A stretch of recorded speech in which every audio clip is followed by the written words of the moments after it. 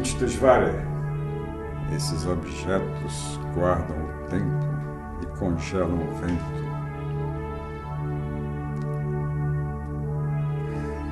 Em vez de lançar, captam a luz e a refletem até hoje.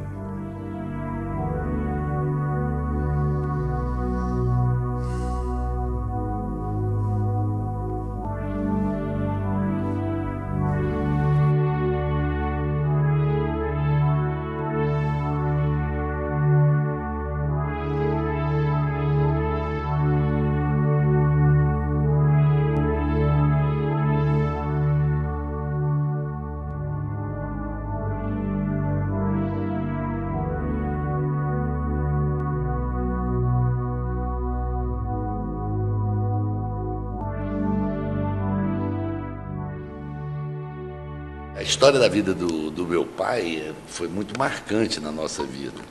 A partir de um determinado momento, eles mantinham muito essa cultura oral, né? Passando, contando a história para a gente. E eu ficava muito impressionado, porque era quase que um filme, né? A história do genocídio, né? Meu pai viveu aquilo com 5, 6 anos de idade. Ele e um irmão, que foram os únicos 2 sobreviventes de toda a família, né, que era meu avô, minha avó e outros 3 irmãos, foram assassinados. E eles 2 sobreviveram. Chegou a ficar na fila do campo de concentração lá para ir na fila com o pai, com a mãe e com os irmãos, todos indo para a morte. E assim, no último instante, a minha avó empurrou os 2, o meu tio que devia ter uns 8 anos, meu pai uns 6 anos, ela empurrou os 2, e eles então conseguiram pular dentro de uma barrica, uma barrica dessas de farinha de trigo, vazia, e ficaram ali escondidos ali, e passaram a madrugada, a noite toda, o dia inteiro ali, até que passou o pessoal recolhendo aquelas barricas. Quem fazia esse trabalho de recolher as barricas e botar na carroça eram os presos armênios também, né, que eram estavam sendo escravizados pelos turcos, e perceberam que quem estava ali dentro era criança armênia, por isso não falaram nada, botaram na carroça e foram andando. Os 2 mais na frente pularam, ainda ficaram um período muito curto junto, e acabou que um foi para um lado, o outro foi para o outro, e seguiram caminhos diferentes. Vou remontar uma coisa que eu ouvi da minha mãe, que na época do massacre lá, do genocídio, como meu pai e meu tio escaparam, porque estavam mandando matar os filhos homens, né? Então havia um forno de pão, fazer pão, na casa da minha avó. E quando ela soube que os guardas vinham, ela já tinha começado a acender o fogo para fazer o pão. Depois ela enfiou meu tio e meu pai lá dentro. Já estava no início, botou no lado oposto, tampou. Aí chegaram lá e viram a fumaça saindo, procuraram, não tinha, foram embora. E assim eles escaparam de morrer.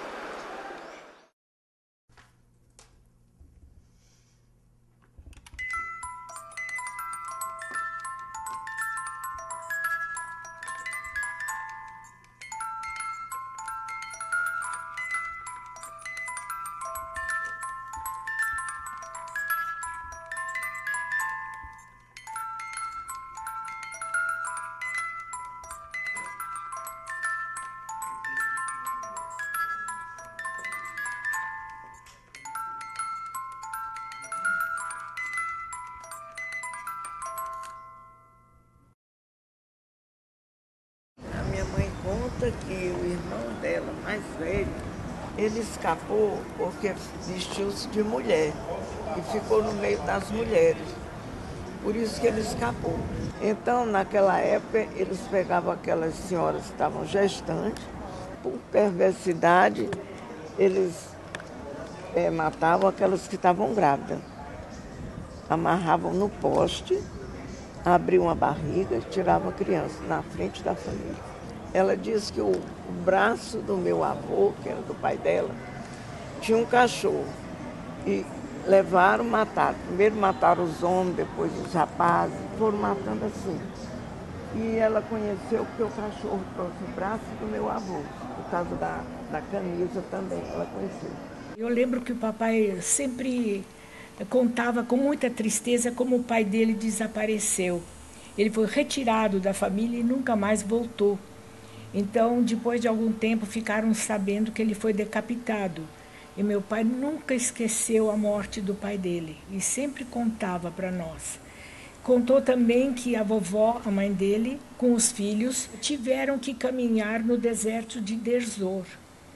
Os turcos mandavam as mulheres, as crianças e os velhinhos para irem morrendo na peregrinação pelo deserto.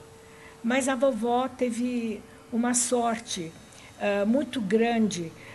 O irmão dela conhecia um turco influente e eram amigos. Então, ele pediu a ajuda do turco e o turco mandou uma carruagem para salvar a vovó e os filhos.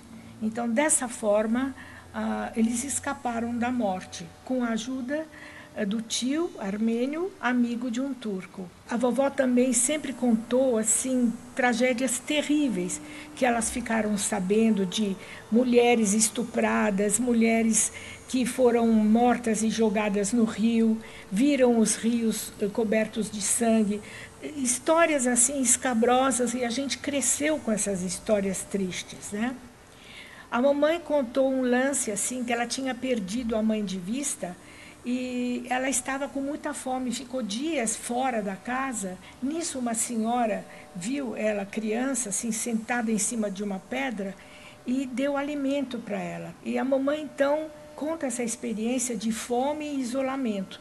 Depois, felizmente, ela encontrou de volta a mãe dela. E o pai dela também foi retirado da família e foi também decapitado. Então, as mulheres armênias daquela geração eram todas viúvas, porque os maridos foram os primeiros a serem massacrados, assassinados, né? Para enfraquecerem as famílias armênias. Durante a Primeira Guerra Mundial, 1914, a Turquia se aliou à Alemanha e começou a participar direta e indiretamente das ações bélicas. E em 1915 colocou em prática o genocídio durante a Primeira Guerra Mundial, enquanto a Europa estava ocupada em defender suas fronteiras na guerra contra os alemães. A Turquia pôs em marcha o genocídio da parte ocidental da Armênia, que estava dentro do seu império, e tentou levar esse genocídio para a parte oriental da Armênia, que ficava dentro do Império Russo. Mas, felizmente, em 1917, quando houve a Revolução Bolchevista, e a Alemanha, em 1918, perdeu a guerra, os armênios, numa batalha final, na fronteira das duas Armênias, ocidental e oriental, a famosa batalha conhecida como Sardarabad, em 1918, conseguiram parar o exército turco, salvando territorialmente a região da Armênia Oriental e proclamando a Primeira República Ocidental Democrática em 1918. Dali para frente, essa república teve uma vida de 2 anos, depois sendo incorporada dentro da União Soviética como um país soviético socialista, a Armênia Oriental. Nesse interim, os governantes soviéticos, principalmente o Stalin, fazendo acordos escusos com a Turquia, entregaram uma parte da Armênia para o Azerbaijão, que era um país de etnia turca, entregando esse estado. Você vê que geograficamente ele lá não tem nada a ver com o Azerbaijão, está encravado dentro da Armênia, para o Azerbaijão, e mais a região do Garapá, que essa parte que fazia parte da Armênia, destacando desse território e criando uma região autônoma dentro do Azerbaijão. E a Armênia perdeu mais um pedaço de terra, mas pelo menos não houve um genocídio violento como aconteceu na parte ocidental.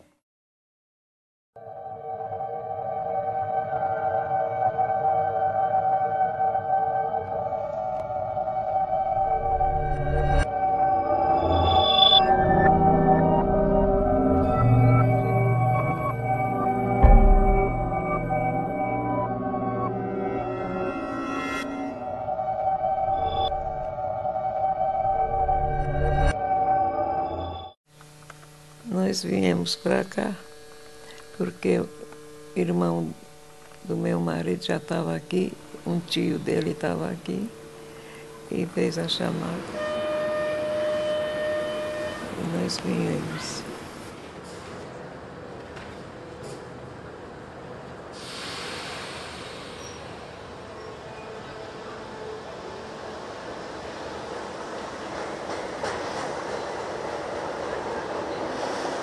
Aí,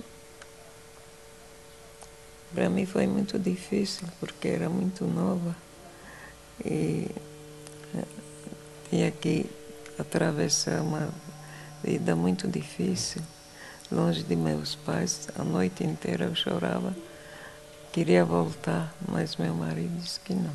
Como a família dele estava aqui, ele disse que vai ter que ficar aqui. E nós ficamos aí. Ficamos no Ceará até 1950. O papai, depois, ele foi crescendo naturalmente, eles fugiram para o Líbano. A mamãe também saiu da cidade dela, de Adaná, que foi incendiada, e também veio para o Líbano.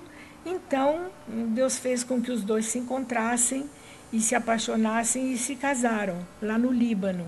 Começaram a ter os filhos, os 3, mas meu pai não queria ficar no Líbano porque ele disse: eu não quero que meus filhos vejam as atrocidades de uma guerra como eu vi. E eu quero sair daqui, ou vou para os Estados Unidos ou vou para o Brasil, onde eu tenho um irmão. O irmão fez questão que ele viesse para cá, então ele juntou a família e saíram do Líbano.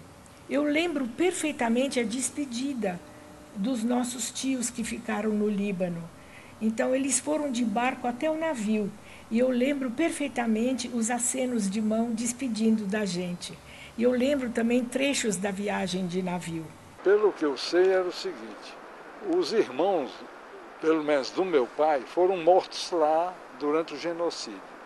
Ele conseguiu escapar como criança ainda, e a mãe dele, agora, como eles conseguiram escapar, não sei como. Mas chegaram até a Síria, na cidade de Alepo, né, onde viveram lá ainda 10 anos, pelo que eu soube, né, na época. De lá, eles pensaram em ir para a França, que lá disse que tinha condições melhores. E de lá, eles deveriam seguir viagem para as Américas, chamado, né? Então, todos os armênios saíram de lá, na época. Os pensamentos deles eram vir para a América. Mas, segundo meu pai me falou uma vez, eles tinham a impressão que a América seria a América do Norte na época, mas vieram bater foi na América do Sul por engano.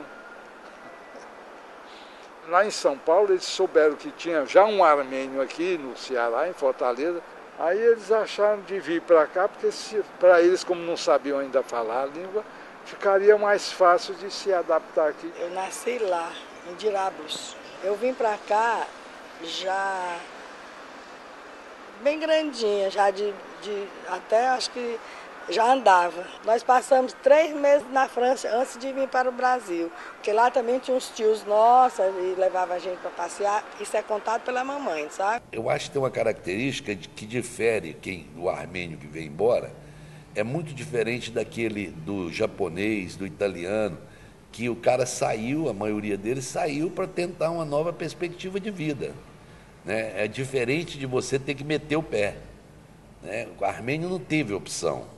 O armênio não saiu ou veio para aqui, ou foi para a França, ou foi para tal lugar, porque podia chegar lá e melhorar de vida, não. Foi uma questão de fuga mesmo. Ou você fugia ou você morria.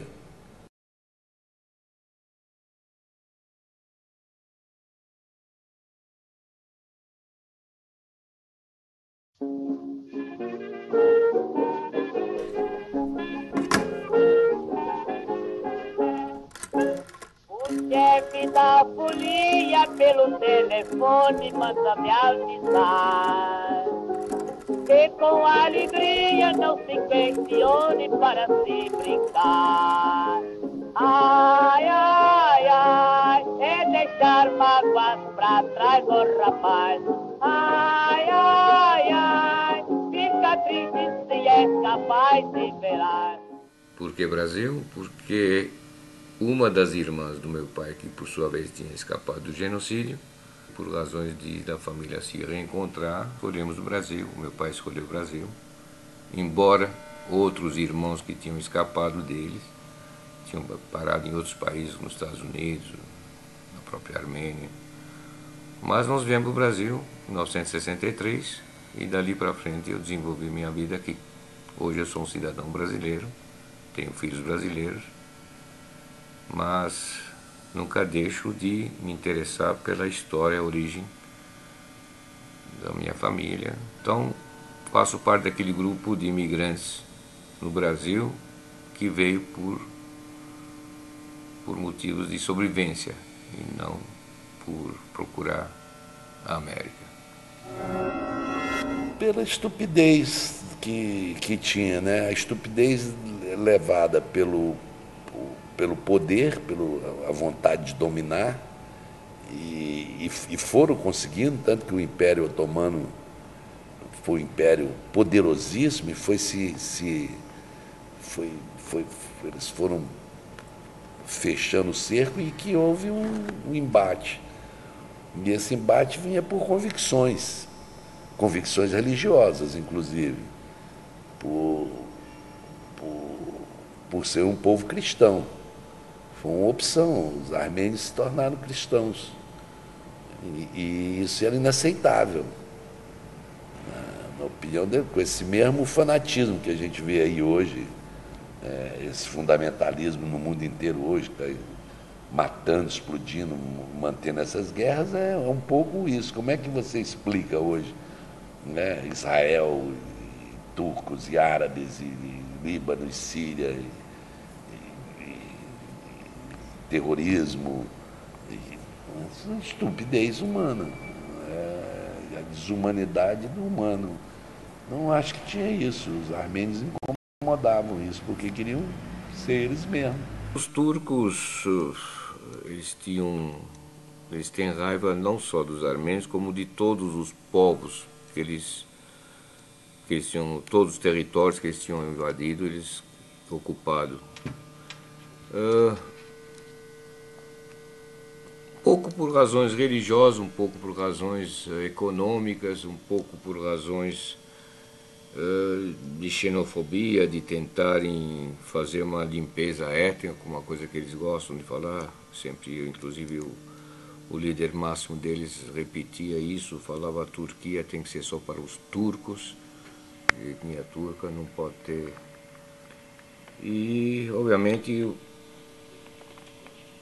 para poderem ter esse sonho deles, uma Turquia só para os turcos, os estrangeiros que ocupavam, segundo eles estrangeiros, mas na realidade eram os verdadeiros habitantes da região, sofreram na mão deles esse tipo de genocídio, de limpeza étnica, como é conhecido no mundo de hoje. Os armênios foram os que sofreram mais, mas junto com os armênios, outros povos que ocupavam lá milhares de anos sofreram, como os assírios, os gregos, e agora eles estão tentando fazer com os curdos. Os armênios, se não tivessem sofrido o genocídio, que naquela época os armênios sofreram um genocídio da ordem de 1,5 milhão de pessoas, de uma população de 2,5 milhões. Então você vê a proporção. Aquele 1,5 milhão que foi massacrado, se não tivesse sido, hoje poderiam se transformar numa população de mais de 10 milhões. E no mundo de hoje, fazer um genocídio contra um povo que numericamente falando em 10 milhões, já é bem mais difícil. Na guerra de 14, eles pegavam os homens para matar e as mulheres, as crianças na igreja tocavam fogo e queimavam. Por isso que os armênios, os que ainda vivem daquela época, têm ódio dos turcos. Ficaram com tudo que era deles, que nem agora essa casa. Eu tinha que sair, pegar meus filhos, uma trouxa de roupa, o resto fica tudo. Eles se apoderavam de tudo que era dos armênios. Papai falava assim: se eu não matar 2 turcos antes de eu morrer, não sou armênio. Assim, tanto ódio que ele tinha porque levaram o pai dele e a mamãe a mesma coisa. E chegou um turco uma vez para pedir ajuda do papai, ajuda financeira, o papai ajudou. Então, quer dizer, você vê, ele perdoou naquele instante. Variou muito de armênio para armênio, digamos, os órfãos do genocídio, né? Então isso dependeu muito do gênio de cada um. O meu pai nunca incutiu ódio nos filhos, em relação a nada, nem a turco, nem a nada. O que ele sempre pautava era respeito ao próximo. Por quê? Já passou, já aconteceu. O próprio turco de hoje, da minha geração, não tem nada a ver com o que o pai dele possa ter feito, ou o avô dele possa ter feito. Então, papai nunca passou e nunca incutiu ódio pelo turco. Turco, tá bom, a gente sabe, tal, tem aquela reserva, mas no fim chega até a ser um preconceito, né? Eu não sei, eu também não alimento esse tipo de coisa não, sabe? Eu acho que o ódio faz mal a quem tem dentro de si. A quem carrega o ódio é quem mais sofre, quem mais se prejudica. Então papai nunca foi esse tipo de pessoa, e mamãe muito menos. Né? Enfim, mas outros já não tinham esse comportamento, né? Acho que o próprio irmão do papai, meu tio, o Safé, ele já tinha uma coisa mais acirrada. Né? Isso variava muito de cada um. Né? Eu tento, veja bem, eu tento não ter ódio desses que fizeram tais coisas. Mas, no fundo, você fica realmente pasma do que eles fizeram com o povo armênio. Então, um pouco dessa história, os nossos avós nos contaram. E as barbaridades que fizeram foram realmente coisas assim incríveis. E a gente fica, sei lá, não querendo ter ódio de tudo isso, mas mesmo assim ainda ter amor, porque são pessoas, os que agora estão vivos, já não tem culpa do que aconteceu no passado. E sempre nos deu, né, por uma característica dele, foi sempre um homem humanista, com ideias socialistas, comunista que foi. Ele sempre nos alertava para que a gente não guardasse sentimento de vingança, que é uma característica dos armênios, de saber que isso, que vingar, que tentar resolver isso com mais violência, que seria uma luta que não teria fim. E que, então, a nossa obrigação, ele sempre dizia, a obrigação do verdadeiro armênio é lutar, aonde estiver, em qualquer lugar do mundo, lutar para que esse tipo de coisa não aconteça com outras pessoas, porque depois de menos de 30 anos depois da matança dos armênios, 30 e poucos anos, veio a matança dos judeus. A história dos armênios continua sem solução, principalmente do genocídio, porque a própria Turquia, país genocida que praticou, continua insistindo em não reconhecer perante o mundo ocidental, mesmo tendo diversos países do mundo, 18 países hoje em dia, que reconhecem o genocídio oficialmente e estão tentando realmente fazer com que a Turquia reconheça. Porque se ao menos eles reconhecessem o que praticaram, a gente até que perdoava. Aconteceu, a gente perdoar, mas eles não querem reconhecer. Aí está a crueldade. A educação é a coisa mais importante do mundo, a cultura é a coisa mais importante do mundo. Mas lá com essa perspectiva de uma nação milenar, é que você percebe que não é uma teoria, não é um negócio da boca para fora. É fundamental mesmo você preservar a sua cultura, você preservar a sua língua, você preservar seu alfabeto, as coisas importantes, essa cultura oral, você contar a história, né? Porque senão você fica aí como a gente vive hoje, uma multidão assim solta, sem saber de onde veio, quem são, quem é você, e tudo isso só vai complicando cada vez mais ainda. O meu nome armênio, Sirvart der Hovanesyan. Sirvart. Sir é gostar, Vart é rosa. Então, como quiseram traduzir assim esse nome, aí botaram meu nome de Rosinha. as crianças que são muito bem educadas, muito bem conduzidas. Então eu vejo as professoras com aquele grupo enorme de crianças levando para ver pontos históricos, museus, explicando as histórias infantis de certos escritores. Muito bonito. Apenas um olhar dos pais, nós já sabíamos o que eles queriam, mesmo, vou dizer, até em namoro, era muito, não tinha essa coisa de ficar namorando no portão de casa, aqueles costumes que realmente os armênios tinham, né? E eles preservavam isso, e muito. O armênio, espalhado pelo mundo, obviamente, ele é muito versátil, ele se adapta com a alimentação, o local e tudo mais, mas gosta de manter os seus costumes alimentares. Isso é uma coisa muito, muito forte nas famílias armênias. Eu, na minha família, por exemplo, eu aprendi a gostar da culinária, os pratos, os sabores, afinal, quem que não gosta dos pratos feitos pela própria mãe? E ainda por cima com características regionais do nosso país, com temperos. É uma coisa que o armênio carrega com ele, esse comportamento, né? Alguém falou para mim assim, eu não sei para que armênio faz festa, pô.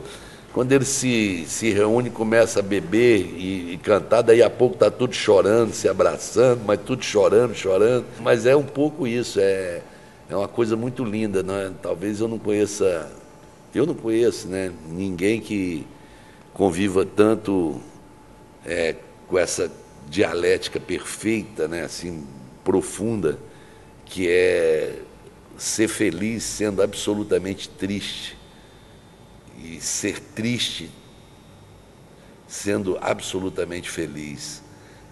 O armênio, dentro dele, ele está sempre comemorando a vida, mas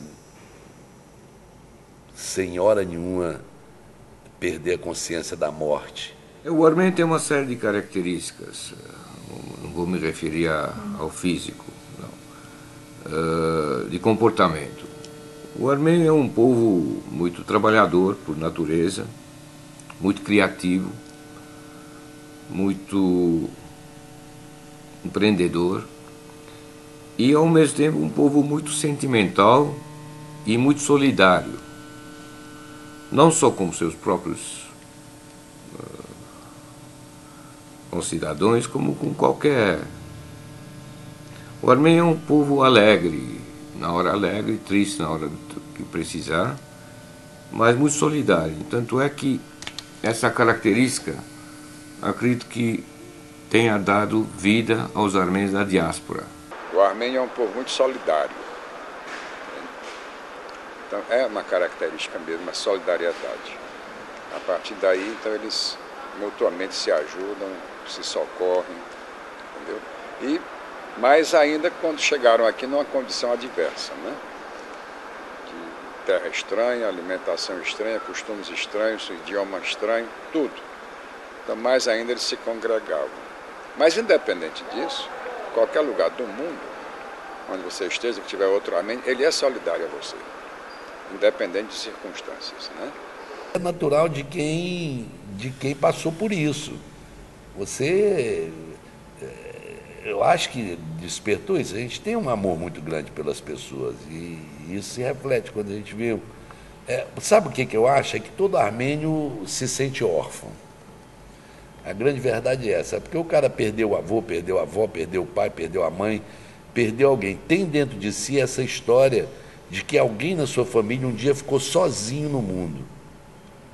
Então, acho que essa é uma sensação de quando a gente vê alguém, é como se você estivesse acolhendo. Você fala, opa, vem cá, não, você não está só, nós estamos juntos, nós somos armênios, vamos nos abraçar. Agora, eu acho isso legal porque existe essa característica, mas não tem aquela coisa doentia de ter isso só entre os armênios. O armênio tem isso com ele, mas tem isso com muita gente também, com outras pessoas de qualquer raça. E o armênio canta com aquela alma que é própria deles. É própria, sabe? Você quer cantar aqui, mas o sentimento que eles dão lá é deles. A música, eu vou dizer, ela fez parte da minha vida já desde pequena. Eu já sem aprender já cantava o contralto, né? Tudo para mim era som, era música. Eu fazia muitas vezes, enchia copos de água para tirar sons, né? E tenho uma paixão muito grande pela música. Gosto de canto, gosto de instrumentos, e isso está dentro de mim já é uma coisa desde criança.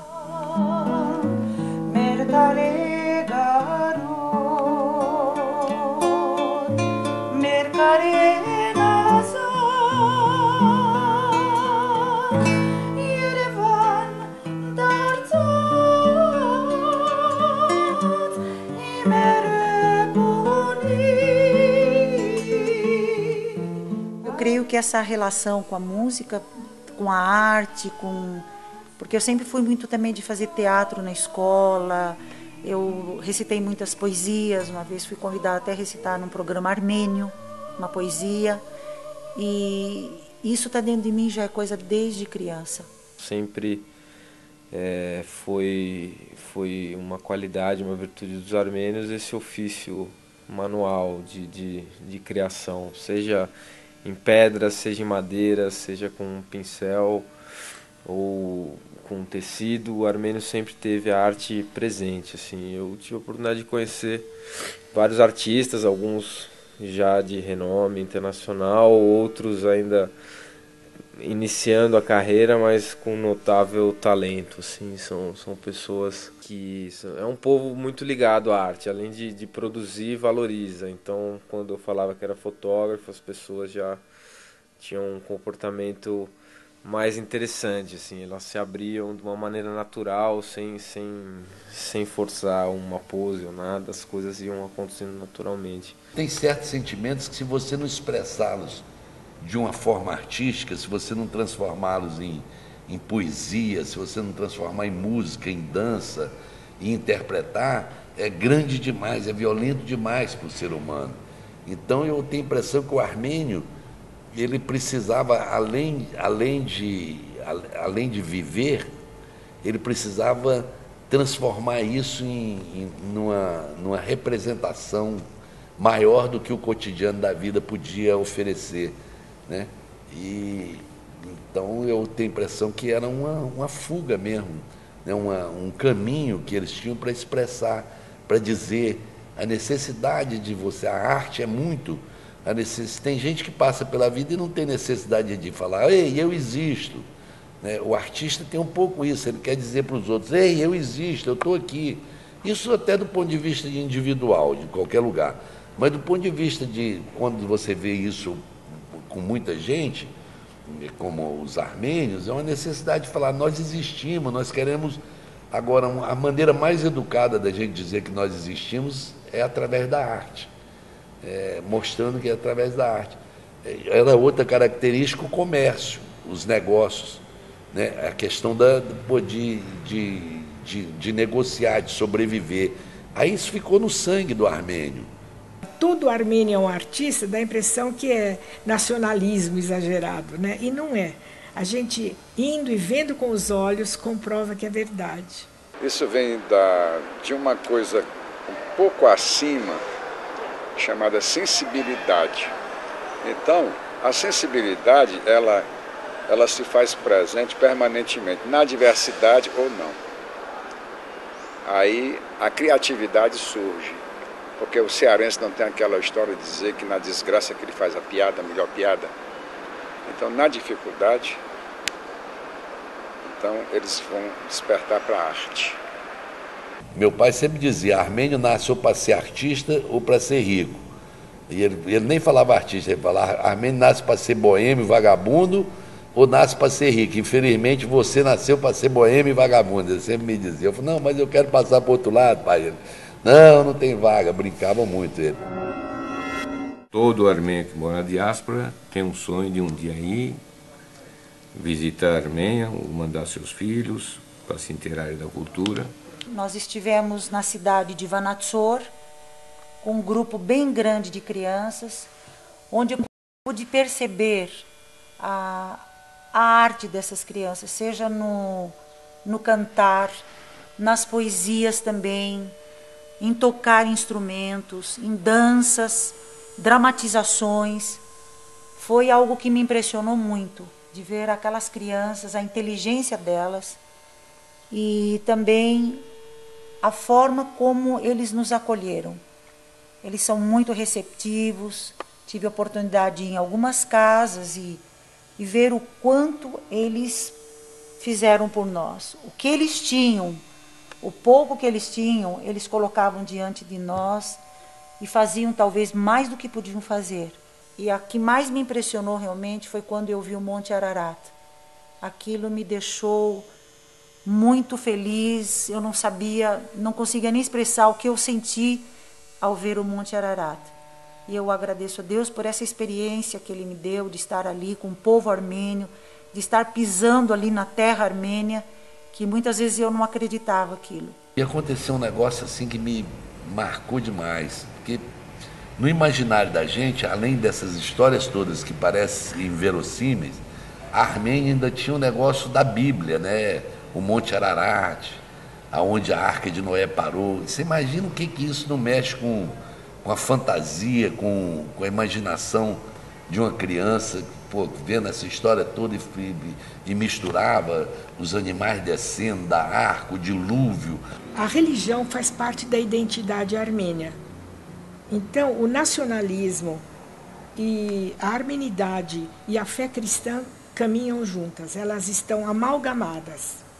Você fala em armênio, você fala em cristão, porque o cristianismo começou em 301, oficialmente, na Armênia. E em Roma foi em 350 e pouco, se não me engano. Foi mais tarde. Tanto é que quando o Papa anterior visitou a Armênia, ele já sabia da anterioridade do início do cristianismo na Armênia. A Armênia era um lugar, para mim, o lugar mais longe do mundo. Era um lugar que era cada vez mais era distante.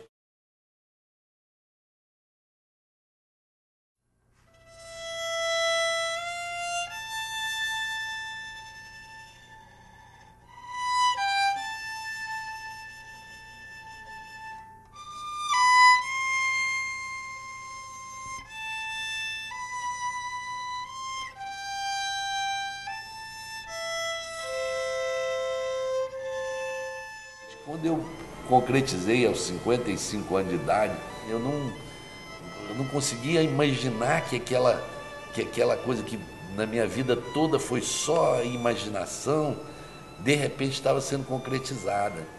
E aí, com essa recepção, com tudo isso, vendo aquelas caras, a gente não era um diferente. Eu olhava e via 500 pais meus ali, meus tios, os conterrâneos do meu pai, todos os armênios parecidos com aquele narigão que a gente tem, aquele jeito, e aquele povo emotivo, né? A Armênia é muito emotivo, sentimental demais. Meu guia lá, um armênio que trabalha na Embaixada do Brasil na Armênia, ele me levou no monumento às vítimas do genocídio. Aí aconteceu lá uma catarse na minha vida, assim, foi uma coisa que eu não vou esquecer jamais. Eu cheguei a um lugar bem no alto, assim, aquele silêncio, aquele negócio, e você chegando, e aí eu entrei, tinha uma coisa no chão, assim, com um fogo aceso, uma música tocando, e eu entrei ali. Quando eu entrei, o que aconteceu comigo era como se eu estivesse indo num enterro. Foi a mesma sensação quando eu fui enterrar meu pai, quando eu fui enterrar minha mãe. Aí eu tive uma crise de choro, mas não era um soluço, não, era um choro de tragédia. E aí eu sentei ali, fechei os olhos, fiquei ali pensando, orando, e aí eu tive a sensação que eu estava conseguindo enterrar meus mortos. Todo armênio que vai da diáspora para ver esse monumento da chama eterna não pode deixar de chorar, porque lembra os nossos antepassados. O armênio é um povo que constrói. E o armênio constrói onde encontra a paz. E o Brasil é o país da paz.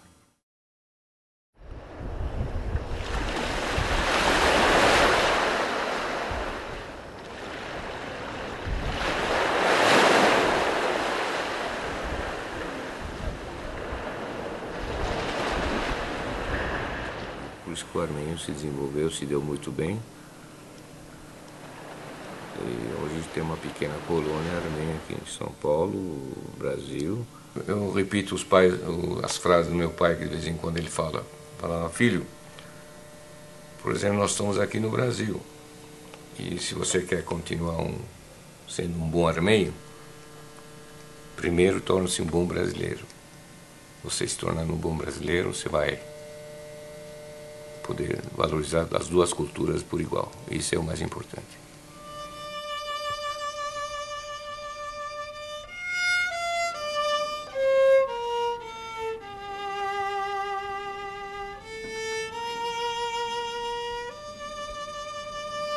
Mesmo que acorrentem meus pés, amarrem minhas mãos, tapem minha boca, meu coração gritará por liberdade.